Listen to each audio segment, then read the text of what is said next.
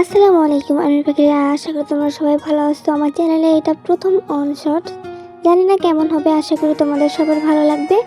ভালো লাগলে অবশ্যই কমেন্ট করে জানাইও। গল্পের নাম তোমাকে চাই, লেখিকা নুসরাত জাহান। তো চলো গল্প শুরু করি। একটু এদিকে আসো তো। পানির বোতলগুলো ফ্রিজে রেখে কিচেন থেকে তাড়াতাড়ি লিভিং রুমে তার হাজবেন্ড জাঙ্কুকের কাছে আসে। হ্যাঁ বলো, কি হয়েছে? জাঙ্কুক একটানা তেকে নিজের কোলে বসায় আর তের ঘাড়ে মুখ গুজে দেয়। এখন আর কাজ করতে হবে না, আমার কাছে থাকো। তে মুচকি হাসে আর জাঙ্কুকের চুলে আলতো করে হাত বুলিয়ে দেয়। অফিসে সব ঠিক আছে তো? ঠিক আছে। তেহিকে একা রেখে লিভিং রুমে চলে এলে যে হাবি। প্রিন্সেস ঘুমাচ্ছে, আমার এখন তোমাকে চাই। সে তো সব সময় তোমার আমাকেই চাই। তে হাসে, সে জানে জাঙ্কুক কি চাইছে। তাকে কাছে চাইছে। জাঙ্কুক তের ঘাট থেকে মাথা তুলে তের মুখের দিকে তাকাই। তে আমার পিচ্চি বউটা।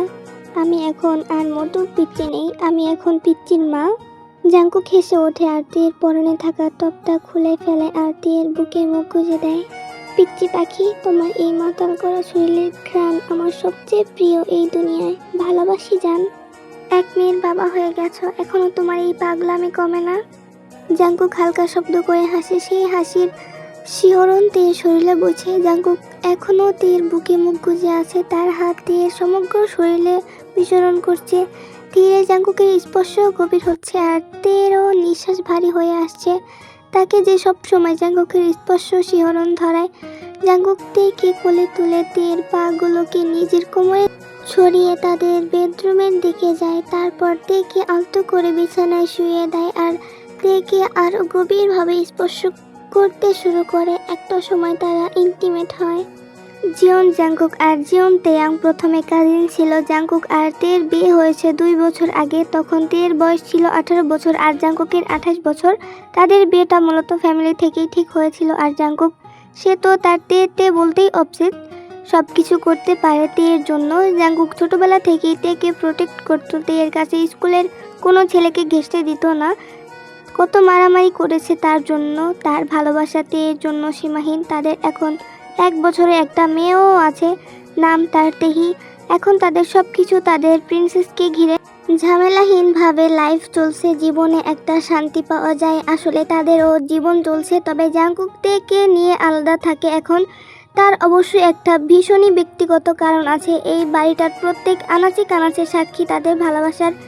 এ বাড়ির এমন একটা জায়গা বাকি নেই যেখানে জাঙ্কুক তেকে নিজের করে নেয়নি।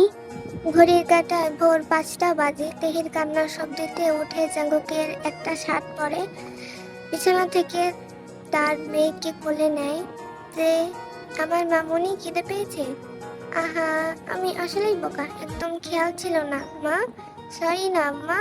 তে ঘুম ঘুম চোখে বিড়বিড় করতে করতে তেহিকে নিয়ে বিছানায় বসে আর ফিট করাতে শুরু করে। জাঙ্কুক ঘুমের মাঝে তের কোমর জড়িয়ে ধরে। তে মুচকি হাসে। সে মাঝে মাঝে ভাবে সে কতখানি ভাগ্যবতী। তার জাঙ্কুক আছে, তার তেহি আছে, তার আর কিছু চাই না। সে এভাবেই দিব্যি আছে।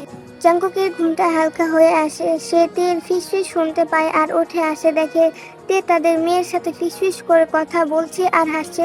জাঙ্কুকও হাসে শব্দহীনভাবে আর তের পিছনে গিয়ে বসে। তের কোমর জড়িয়ে ধরে। তের কাঁধের উপর নিজের চিবুক রেখে তেহিকে ফিট করাতে দেখে। পিচ্চি পাখি, তেহিকে খাওয়ানো হলে আমার কাছে দিও, তুমি তারপর আরেকটু ঘুমাবে। আমি ঠিক আছি হাবি। তেহিও ঘুমিয়ে যাবে আবারও। তের বলতে বলতেই তেহি ঘুমিয়ে যায়। খাওয়া অবস্থায় জাঙ্কুক আলতো করে তেহিকে তের থেকে নিয়ে আবারও বিছানায় শুয়ে দেয় আর তেকে বুকে নিয়ে শুয়ে পড়ে। হাবি, কালকে আমাদের অ্যানিভার্সারি। তুমি কি চাও আমার থেকে গিফট হিসাবে? শুধু তোমাকে চাই, সব সময় আমার হয়ে থেকো, আর কিছুই চাই না আমি এই জীবনে। আমার জীবন ইতিমধ্যেই সার্থক হয়ে গিয়েছে। আমি তো তোমারই, জানো। আসলে সবাই তার কাঙ্ক্ষিত ভালোবাসা পায় না। অনেকেই পেয়েও হারায়, আবার অনেকে বিরহ যন্ত্রণায় দিন কাটায়।